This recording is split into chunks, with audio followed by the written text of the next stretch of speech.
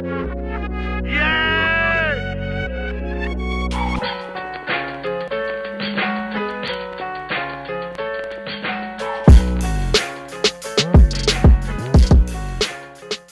right, welcome, ladies and gentlemen. I am Errol, chilling here with A. Dot. How you doing, bro? Antoine. I don't know if I'm gonna give him government. Let's go. Change 365. Dot. Welcome to Greater Than Me. What we talking about this month? It is Decision making. Decision making. It's a time. Yeah. Don't you feel it in the air though? Man, I feel it in the air. Like it's some real decisions that's about to be made. That's about to change the course.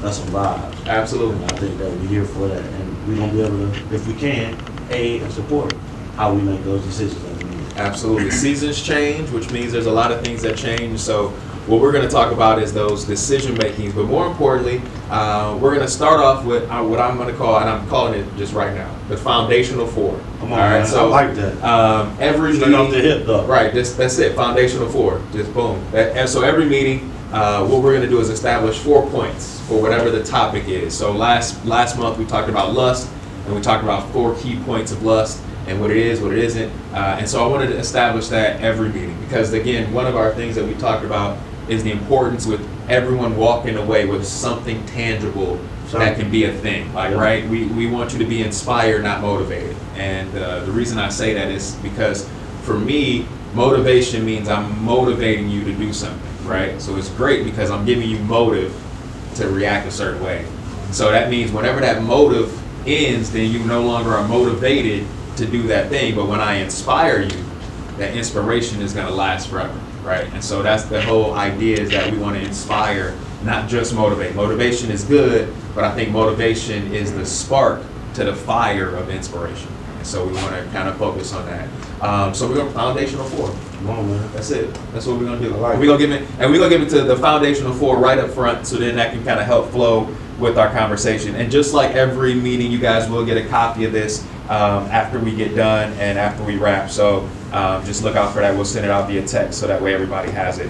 So when it comes to decision making, let's start right with it. The first thing that you want to do with decision making is you want to determine the hierarchy. Okay? And simply what that means is that when you're determining the hierarchy of whatever the decision is, you want to define your goal and objective. You want to identify the choices that you're considering. But not only that, you want to look at the criteria of those choices, but also the sub-criteria. So really what you want to do is start with the end in mind, right? Because when it comes to like, hey, I'm going to make this decision, sometimes we can move impulsively, sometimes we can move emotionally, but then also sometimes we can move without the education because we didn't do the research. So sometimes ignorance is a thing that can lead us in decision making, and then it can put us in a situation where we regret the decision that we made in that moment, right? And so the first thing you want to do is you want to build the hierarchy of what's important in this decision that I'm making. What are the criteria that I need to do? Because then when you do that, you'll be able to then consider each one of the major factors that go into that particular decision. And hopefully, just by doing that first step alone, it's going to cause you to slow down a little bit in whatever that decision is that you're considering. Because if you just take that moment to say, what happens if I do this? Now I'm not moving in an instant. I'm more so now moving with that wisdom that we just talked about. So that's number 1. Number 1 is define and build your hierarchy, determine the hierarchy. Number 2 is evaluate the opportunity cost. And what I mean by opportunity cost is evaluate what this is going to cost me. And I'm not talking monetarily, I'm talking all the things that go into it. Time, I'm talking about reputation, I'm talking about what it impacts to your family, I'm talking about what it impacts to generations after you. Think about what the opportunity cost is of this decision that I'm making.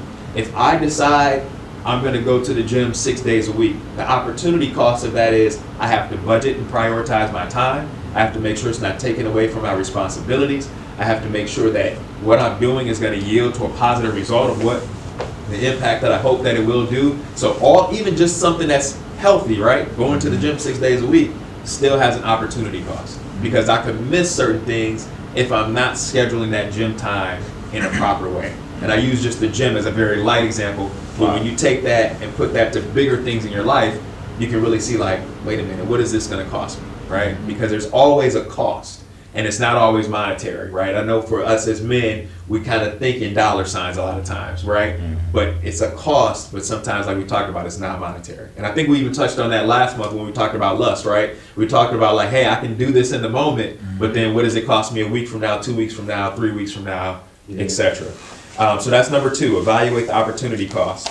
Number 3 is begin at the end. And so just like it kind of ties in with the opportunity cost, it's working your way backwards. So it's being calculated in the decision that you make. Because a lot of times when we think about the decision, we think about the moment or the impact, right?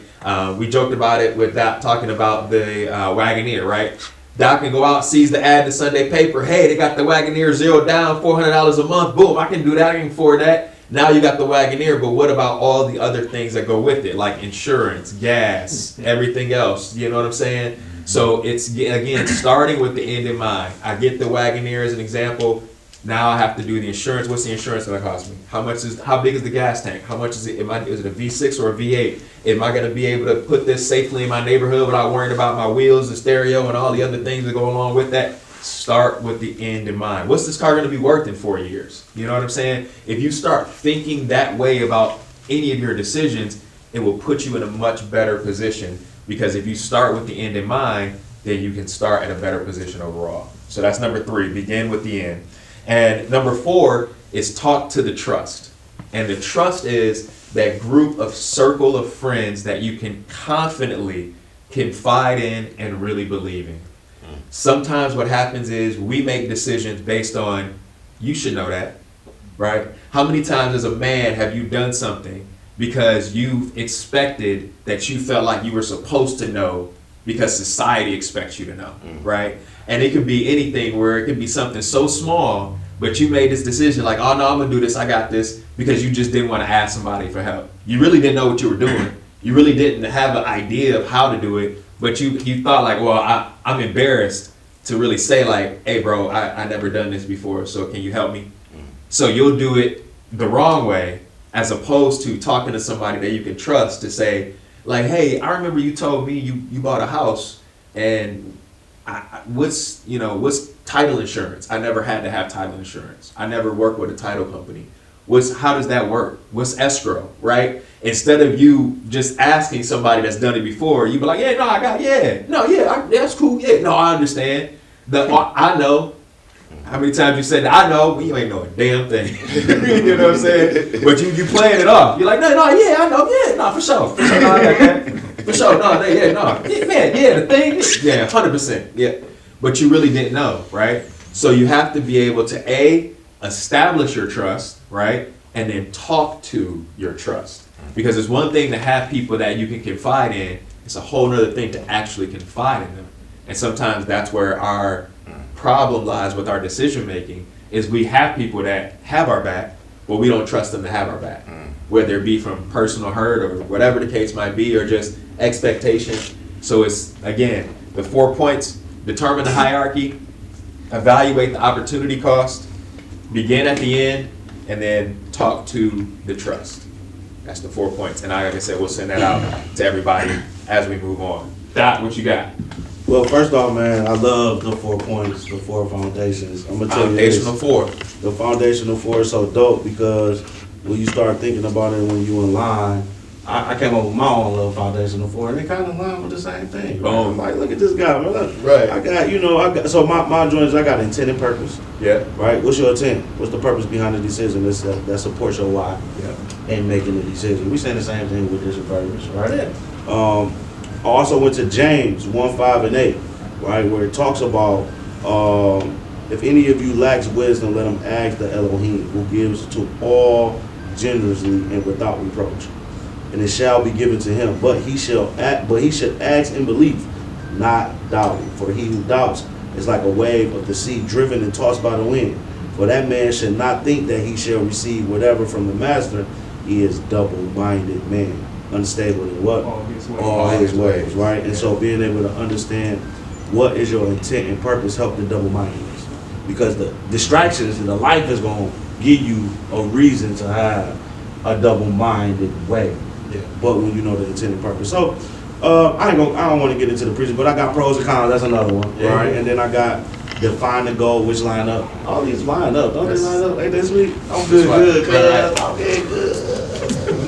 That's what I'm gonna say. You did. So let me ask you though. But I got a couple questions though.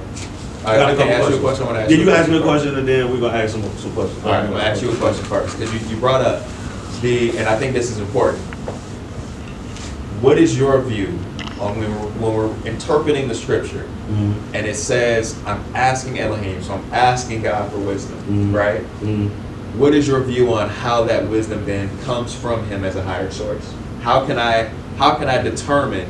I've asked, right? Mhm. And we know that God, in all intents and purposes, moves in a way that we have to be tuned in, Mhm. right? He's not gonna move in the way where He's like, you ask for wisdom, here is wisdom, right? He's not gonna give it Yeah. to us in an Amazon Yeah, box. yeah. How do we determine once we've asked that we're receiving that wisdom?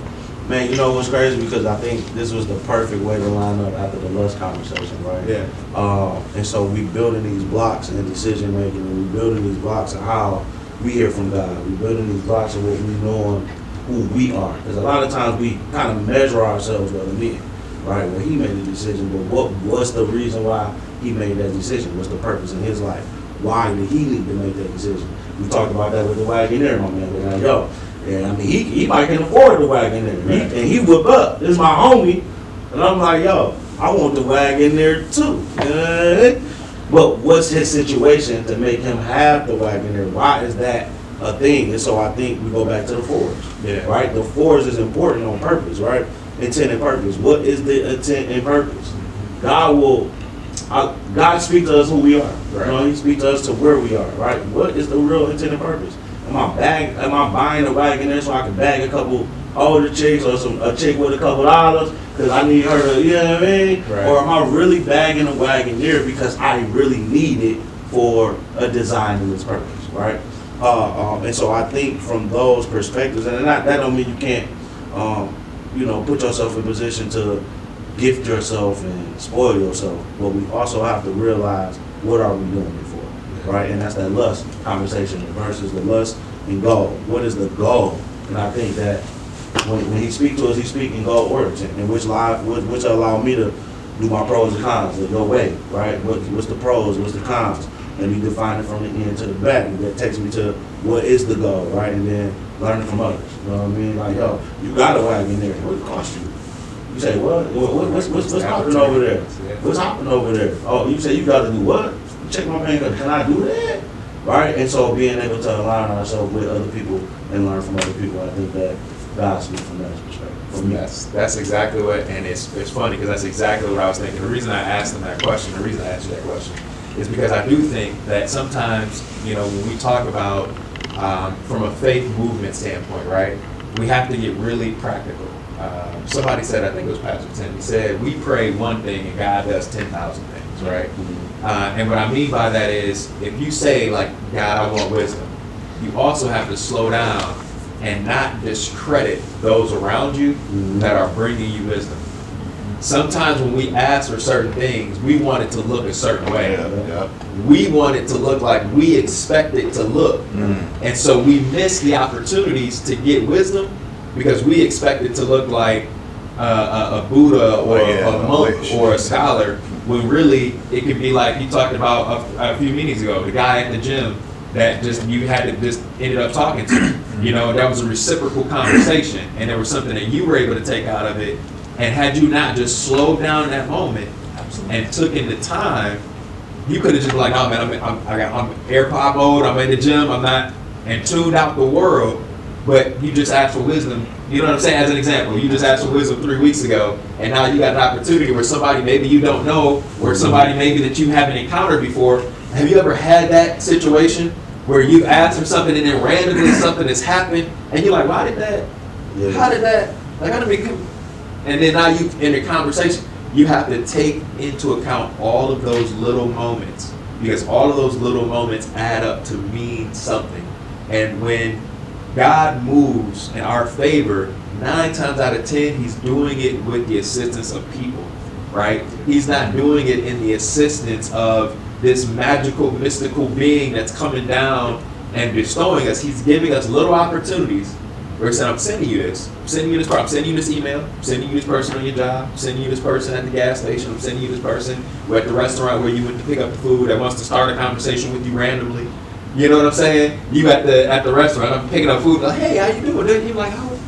You know what I'm saying? But if you just slow down for a moment, you'll walk away with one thing. That conversation can change your life. You never know. You never know. Right? You never know. So, which gets me to this. Wait, Chris got a question. So you basically saying he'll send your blessings in pieces. That's a good way to look at it. Absolutely. That's dope. I never thought about that. Yeah, and if you think about it, right? So, and let's take it personal between you and I, right? Mm-hmm. I was literally thinking and saying, like, I need to be able to have a space to walk this purpose out. Mm-hmm. But I also need to have a space to where it can align with what we're trying to do. Right.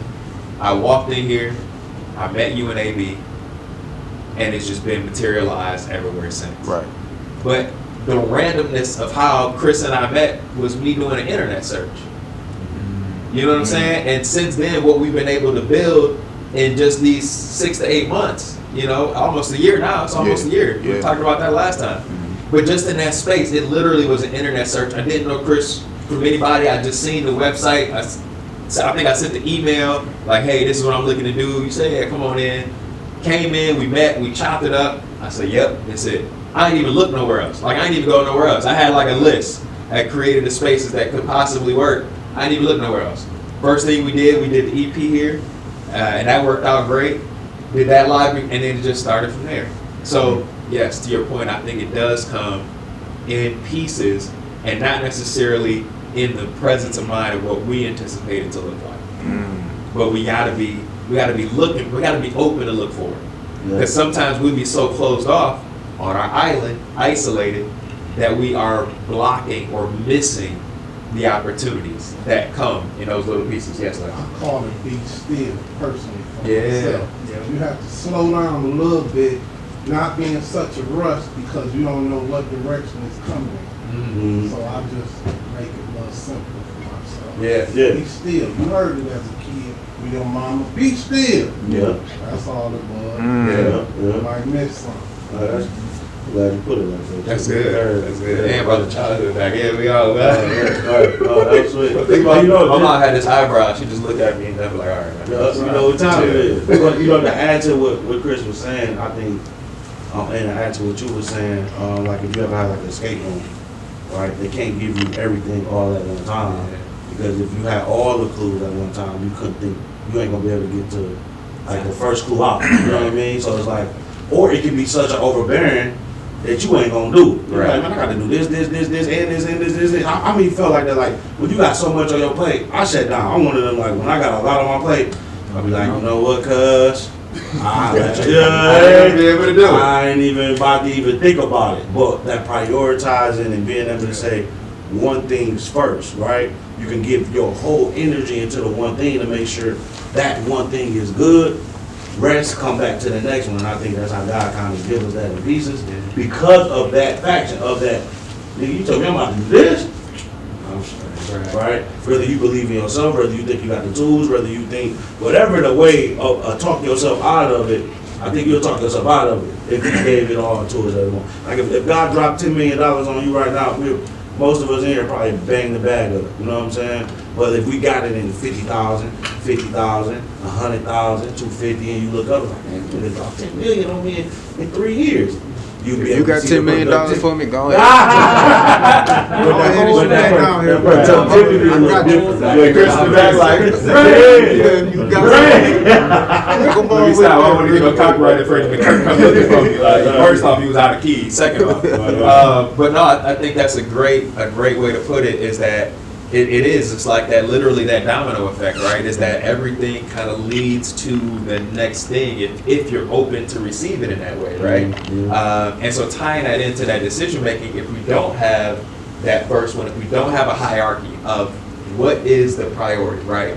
Because it is, if I'm just making decisions based off emotion, if I'm making decisions based off trends, if I'm making decisions based off of impulse, then where is that leading, right? Where am I going? Like, because if I'm doing all these things and I'm just going, well, no, they got the They got the Jordans, so I got to go get the Jordans. You know, I think we were always at that phase. I was at the Jordan phase. I did the 11s. The Concords was my joint. I bought 2 pair of Concords. The Concords, man, listen. I was back in the day when people skipping school to go get the Jordans, the Foot Locker, all that. I bought 2 pair of Concords. And this is a decision based on emotion. Bought 2 pair of Concords. I wore a size 11. Bought 2 pair. I'm going to put this pair out. Next summer, I'm going to drop this other pair. What happened next summer? I went from an 11 to a 13. Not thinking. Like if I was just thinking, yeah, my feet gonna grow. I'm not done growing yet. So now I got a pair of Concords, brand new in the box, that I gotta sell. Because I didn't have the insight or the wisdom at that age to think ahead. I was thinking in the moment, I'm gonna get 2 pair. Because it was $140 back then. You know what I'm saying? Like that's dating myself right there. Jay's was $139 brand new. Yeah, you remember that? Yeah. East Bay days. Right, that's it. And so, but that's the kind of thing. Is like if I would have had a better priority. If my priority really was like, hey, I would like to enjoy these shoes for a longer period of time, I would have accommodated for growth. Right. I got a question for you, and I got a question for y'all. Right. The question is, when was the time that you knew, whether you knew or you didn't know, but you made this decision, and when you found out it was wrong, what did you do? Or when you knew that you was making this decision, you knew it was wrong, and you still made the decision, how did you handle that?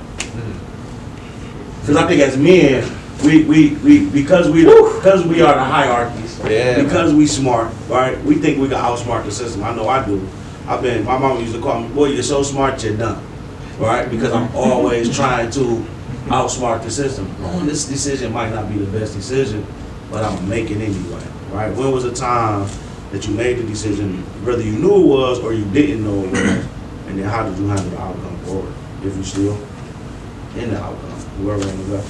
All right, so I know it was back when Ford stock had crashed. It was like $1 some change, and I took 10 grand. I had the ones that invested. The other companies have filed bankruptcy already. Ford didn't, and I was like, I think they don't come out of this. I'll be straight. So I went to go talk to a financial advisor, and he was like, nah, man, don't do it. Ford will go bankrupt too. And I thought that by him being in that seat, I thought that like he was an expert. I didn't realize that he was just a salesman. Whoa. So, like, I felt like I probably did more research than he did. But me discrediting myself, I gave him like the privilege of knowing everything. Right? So I blew the 10 grand on other stuff. That I set aside for that. Yeah, man. And that's you brought up to unpack a couple things in there that you said too. And this is kind of what we talked about earlier, right? Is that angle of comparison based on whatever it might be, right? You went looking for help. And what we sometimes forget, and this is something that always, the title of whoever we're talking to is just how you locate them. So if whatever their title is on their desk, whatever the title is on their business card, whatever the title is that they want to call them, that's just how you locate them. That doesn't tell you who they are, right? So you could be the CEO, okay, cool, that means your office is over there. You could be the financial advisor, okay, cool, that means your office is in the back. You could be the president, okay, that means your office is just at the White House. That doesn't tell us who you are.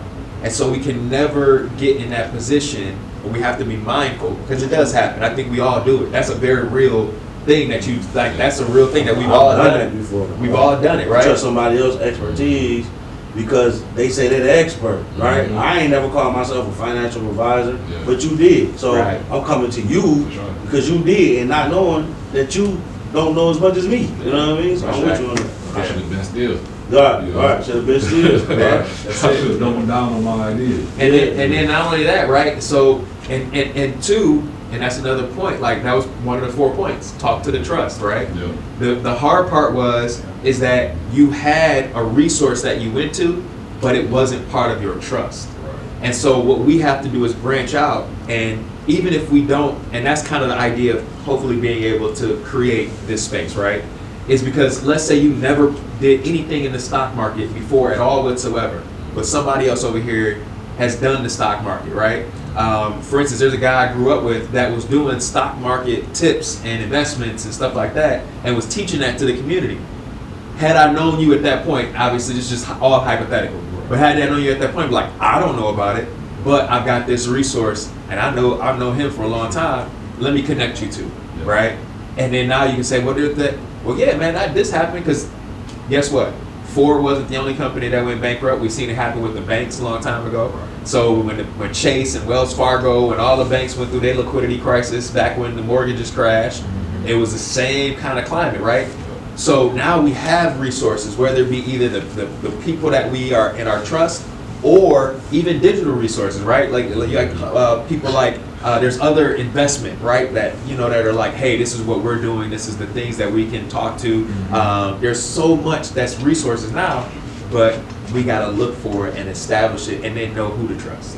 So I think that's a great point that you brought up, is because sometimes we trust the title, not knowing we can't trust the person.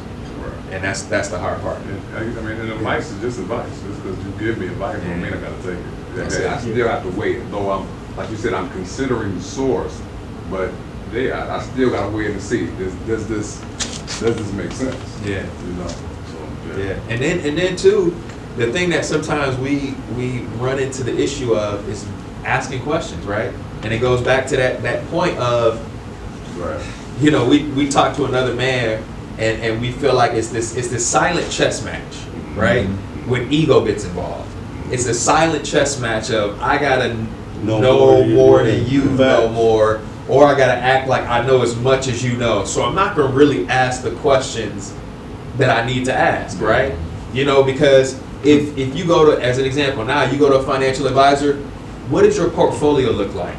How many clients are invested with you? How much have you seen? What is your average rate of return for your clientele that you service? And if you can tell me, oh, well, year over in, I'm averaging to get my clients, 7 to 10% on their investments.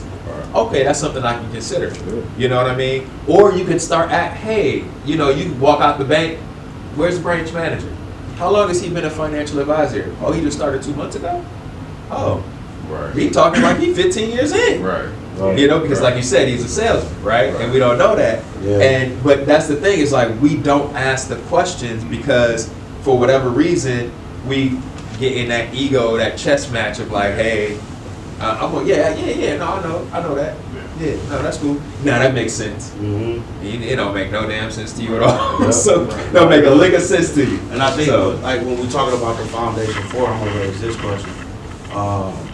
Because the foundation for, there's steps before we do everything, and I think that's why the foundation for is important before we do anything. But I just want to talk about a time, if anybody can remember a time where they made an impulse decision, and it affected their life for the positive.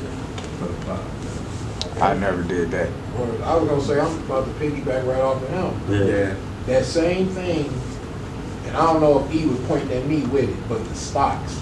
Yeah. That's when it was, when like AMC and them was going bankrupt, when Carnival and all of them was going bankrupt. I seen it, and that's when I started telling people like, hey, the pandemic is happening, ain't nobody traveling, Right. Delta dropping, Carnival dropping, this and this and that, and I was taking my stimulus money and was putting that money towards my stocks. So AMC going down, I'm mad I didn't get with GameStop, because that, Man. right now, I probably had 3 Wagoneers. Right. That was an impulse thing. It was there. I thought about that money. I'm like, I could be blowing this money that I'm getting on something else, but I took it into AMC. I took it into Delta. I took it into AMC, Carnival, all of that. Started putting that money in there. And when that sucker started going from $1.16 to $8 to $15 to $26 to $36, I spent $1.50 on a share.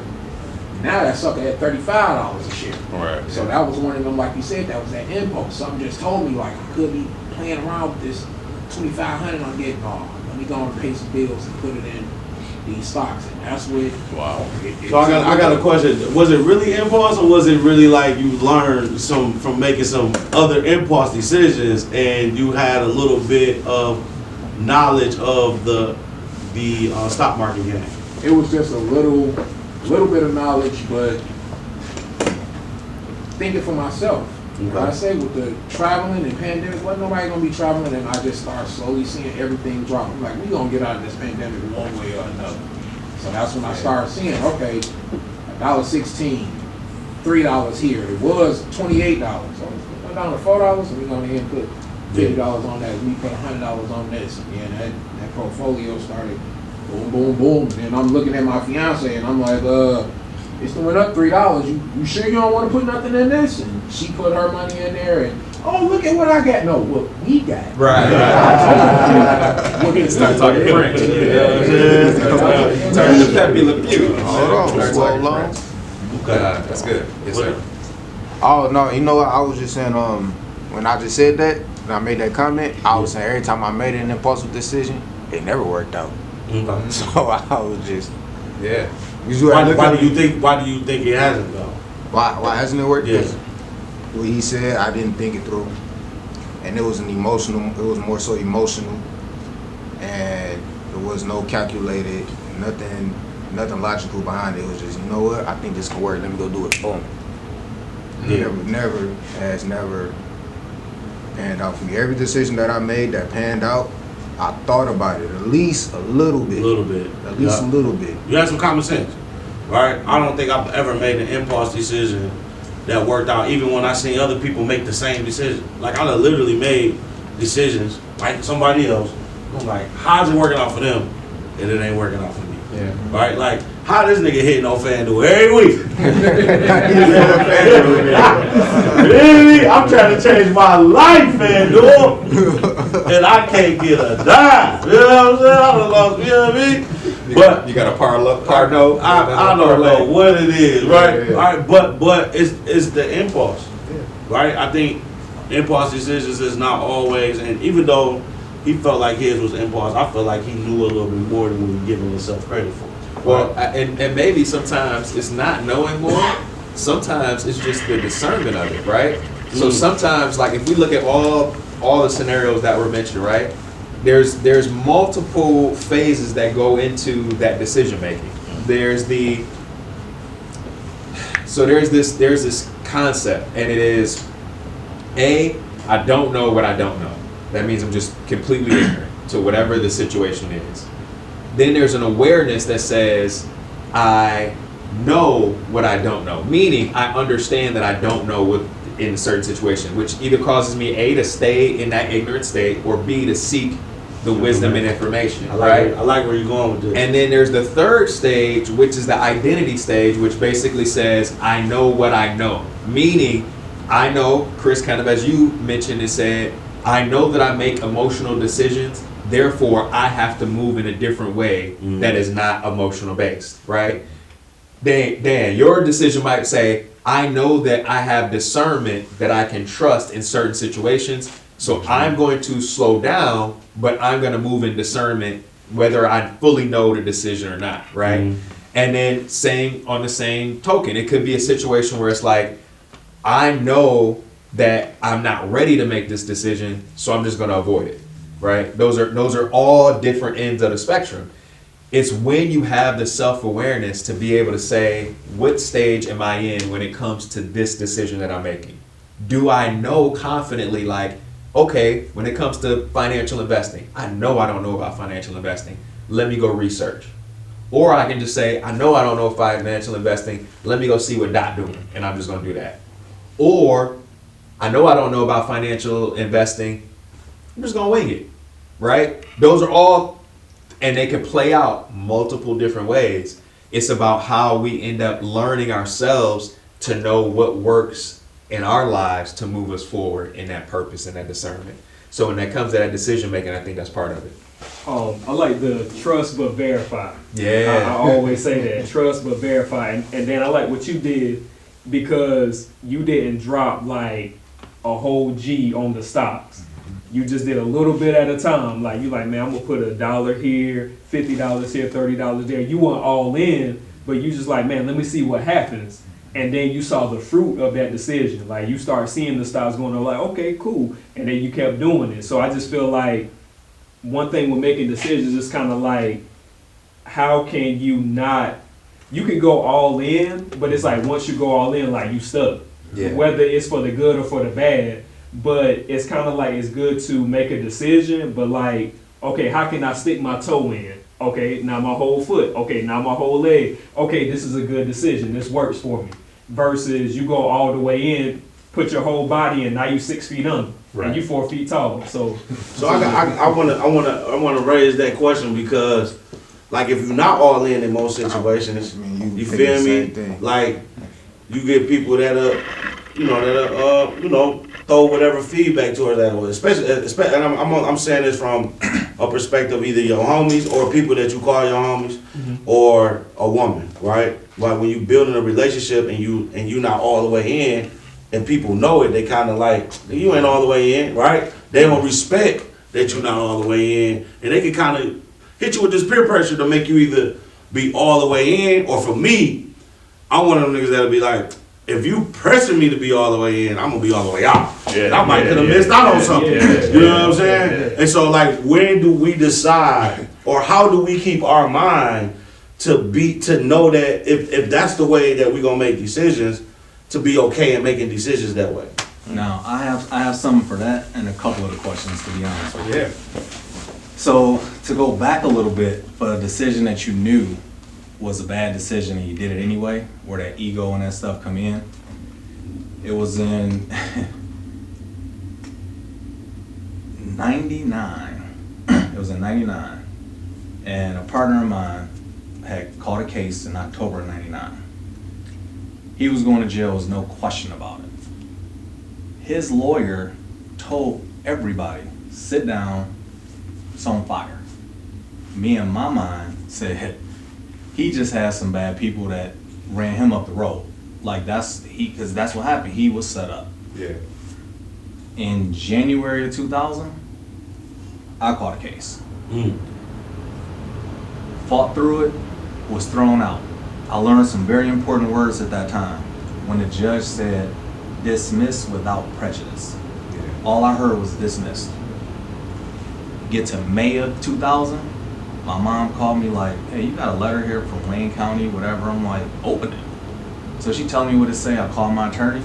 She said, Detroit, Wayne County, they mess up stuff all the time. You just send it to me, I'll take care of it.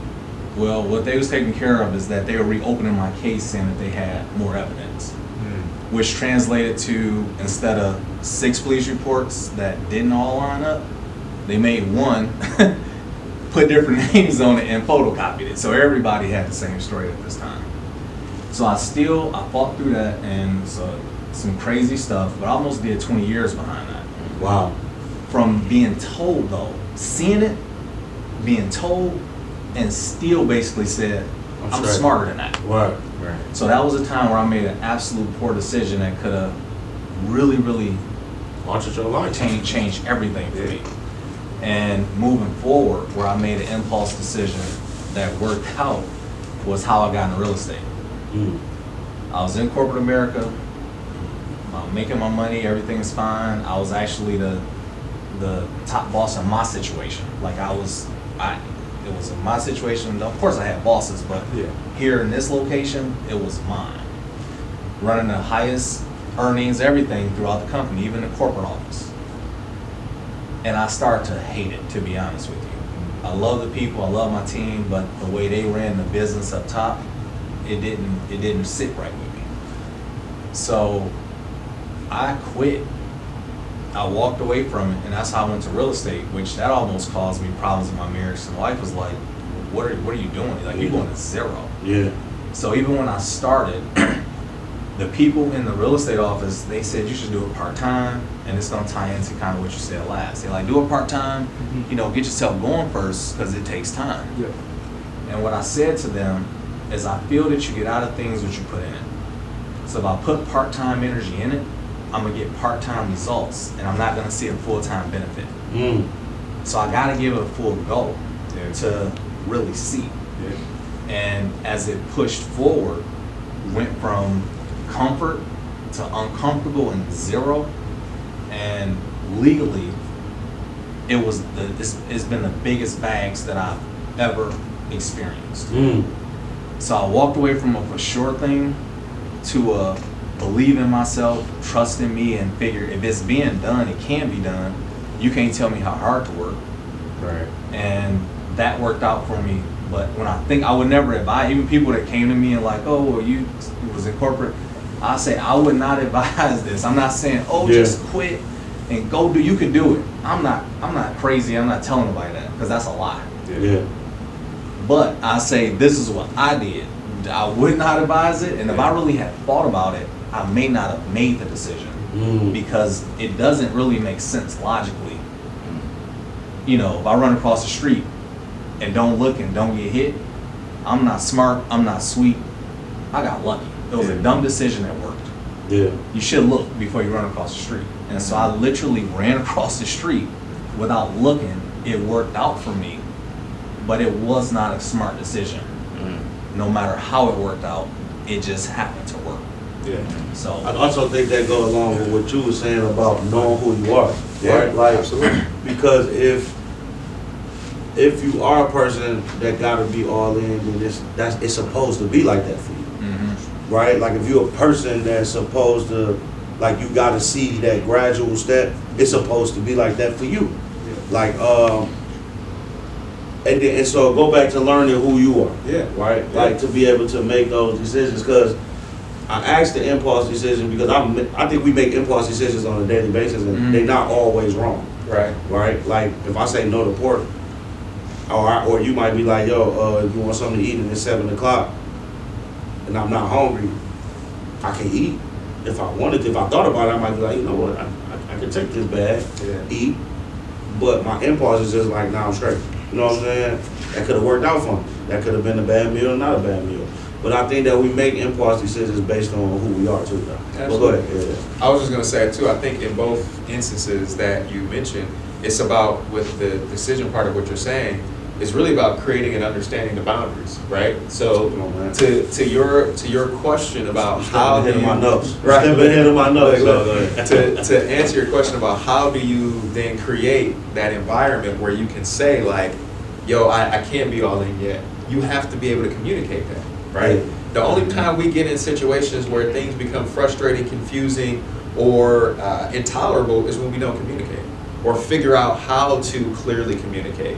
And what happens is, especially from a male perspective, we don't communicate, we get more quiet and more distant, which leads others to speculate. And when you lead people to their own speculations, they're going to interpret based on their life experience. A lot of times people don't interpret your behavior based on you and your track record. Yeah. They interpret your behavior based on what they've experienced in life, right? So if you think about a decision or something that happens, or even like Dot and I being close, like there's certain things that I can interpret Dot's behavior based on our closeness of proximity, but sometimes I still get it wrong, and vice versa. There's been times Dot's called me like, yo man, you ain't called me, what's going on? Like, you mad at me? Something happened? And I'm like, no, nothing at all, right? And that could be based on something that Dot experienced that I didn't experience. And it's not necessarily based on me, it's based on that personal experience. So the only way that we can avoid those instances is if we can learn to clearly communicate in a way that's effective. And sometimes it's learning what's effective for us, right? I remember I had this relationship that I was in, and I think I told y'all this before. I was a serial dater. And one of the things that I had this one relationship that was, every time we started texting, it just was out the window. And we would just, and I got to a point, I'm like, I'm not texting you no more. Like, not in just, as far as, there's no reason for us to have a full conversation via text when we're both in the same state, in the same space, and have the ability to have a conversation. Because what happens through text? Misinterpretation. I'm not reading all your replies. I'm reading part of what you reply and responding to the part of what you reply, or I'm in the middle of a reply and you reply something else. Now I got to scroll up to try to find what you said and then try to reply to that. And so all it's doing is creating more chaos. It's a non-effective way of communication. And so if I can identify what the non-effective ways of communication are in my life, that can be silence. Silence is a non-effective way of communication. It can be lack of description, right? Now I'm just gonna go. Go where? Why are you going? You know what I'm saying? It can be distance. No, I can't make it. I'm not coming.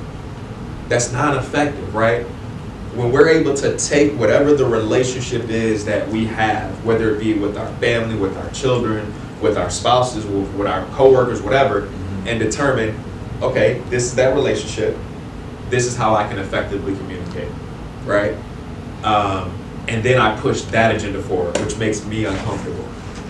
9 times out of 10, when I can put myself in a space where I'm uncomfortable, then I know that I'm stretching for that communication standpoint. You know what I'm saying? Yeah. Like that's the hard part. Well, and it is a hard part, and which brings me to this question, right? Like, so I'm in the decision. Yeah. I done made this decision. Yeah. Turned out this is a horrible decision.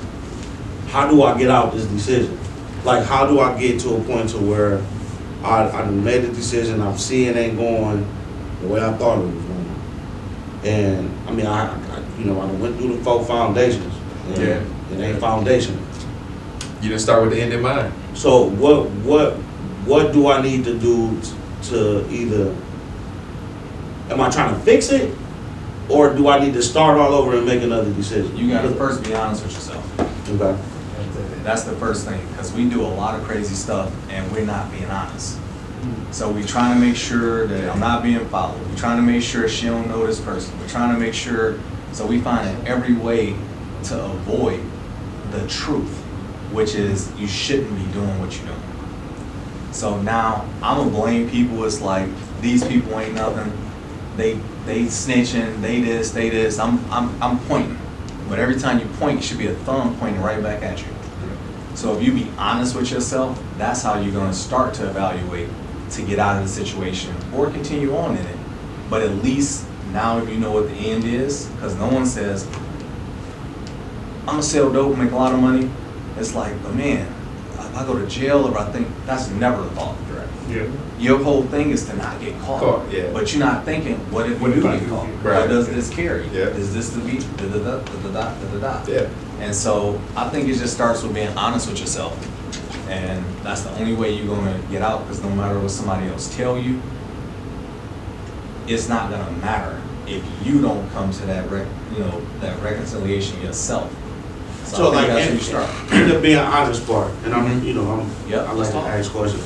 Mhm. In the being honest part, right? Because I'm watching me and even myself sometimes, like we lose ourselves Mhm. in some of these decisions that we make, right? Mhm. We kind of forget why we even made the decision, Mm. right? Where does the honesty? Do I be honest with the self that I'm in at that time, or do I go back or try to find the self of when I made the decision to be able to reconcile either A, with the decision to move forward, or B, figure out what's the next move? Like, where am I at with that respect? For me, it's what the goal is. It's just like what we do in business, what we doing at home in relationship. What is the goal? So if you reevaluate your goals, or you're evaluating your profit and loss, your bottom line for your business, what do we want to do next year? So you guys have a vision for this group, the podcast, and you were just talking, how do we put our information out? You got to make these decisions. What's the goal? You could just put it out, but then if you don't think about how it can affect something or what it looks like, you didn't think about the end. And so you didn't have an actual goal. And so I think if you look at it for yourself to say, what is my goal? What am I getting out of this? And I always use tying into, the force is value proposition. Any one of us would love to make, want to make $1,000 right quick. You're like, yeah, that's cool. You ain't got to pick up nothing, do anything. But I need you to drive your car down to Florida. Right. And come back. You like, man, about the gas, the time, my car, the $1,000 ain't nothing. Right. It's worthless. So what is the value proposition out of it? And we a lot of times know when we're asking these questions, or when we're having this conversation or inner conflict with ourselves, we know the answer already. We're trying to justify it, and or we look for a counsel to seek that's not trusted to validate the BS, because there's no accountability. And so just tying into what you guys said, which I love, because us as black men, we don't do often. E made the point, say that you may hit him like, hey, what's going on? It's like, I do something, tongue in cheek, like, I know I ain't done nothing, but I'm checking in on you. But the fact is, we'll do a lot of times, I ain't done nothing. I don't know what's up with him, but he tripping in. It's what it is, you know. And now you done caught a whole attitude. He has nothing going on with you. Now he called, and you kind of like, what you want? And it's like, what's your energy? And it turns into a thing. Yeah. So a lack of communication and or not acknowledging the communication you hear.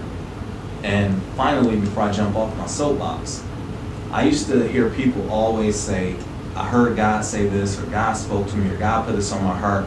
And I say, I pray, I'm faithful. I never hear God talk to me. Yeah. And once I really sat down and was still, what came to me is I kept looking for God to tell me and validate what I wanted to hear. Yeah. So if I wanted to disseminate a message and I wanted to be this big podcast like Cam and Mace, God may say, you're going to talk to somebody in the gym first. Yeah. You're going to do it this way. But I ain't hear none of what he said because I'm telling you, where's my studio? Right. Right. Where's the lights, camera, So I was action? listening for my own wants. I wasn't listening for what he wanted for me. So when we slow down and listen to that, so when you have that conflict or whoever has it, you have the answer, and it becomes making a tough decision Yeah. to know what you're doing.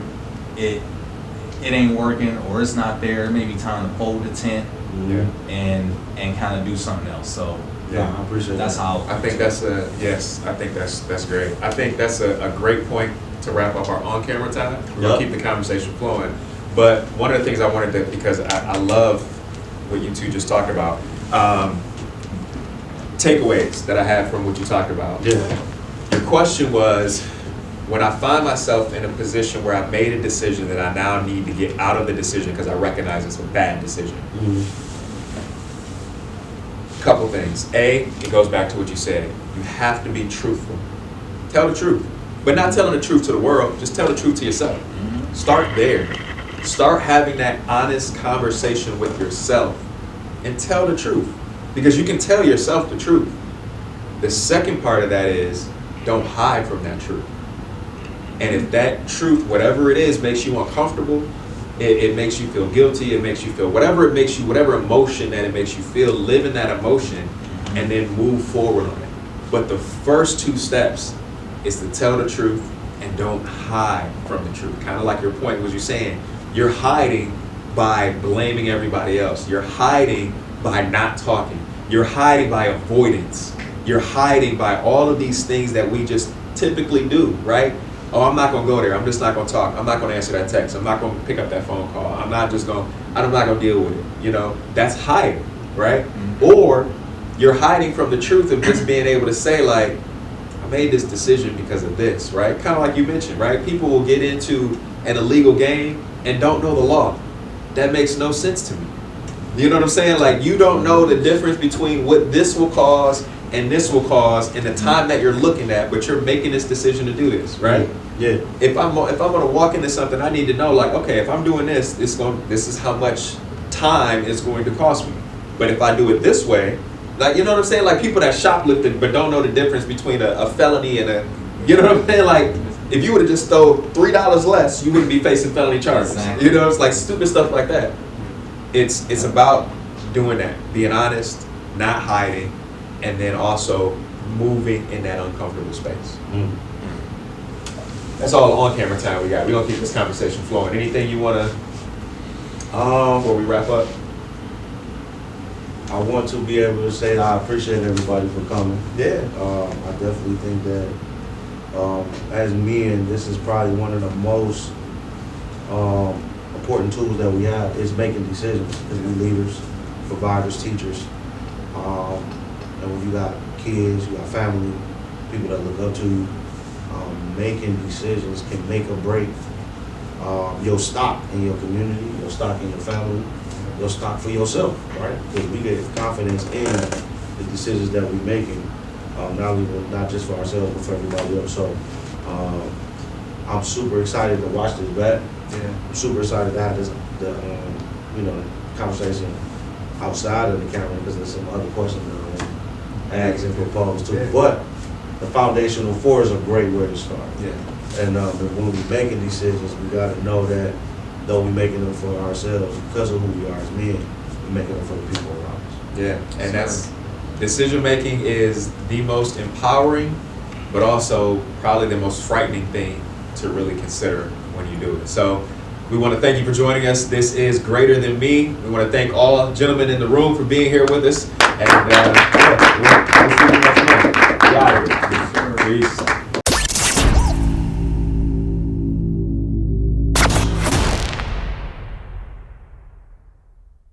There, go right there. Close your eyes and I don't need you. Baby, you're a queen. Just close your eyes and meditate on those words. Brother, you're a king. Baby, you're a queen. If you hear it, sing it to yourself. Brother, you're a king. Hey, Baby, you're a queen.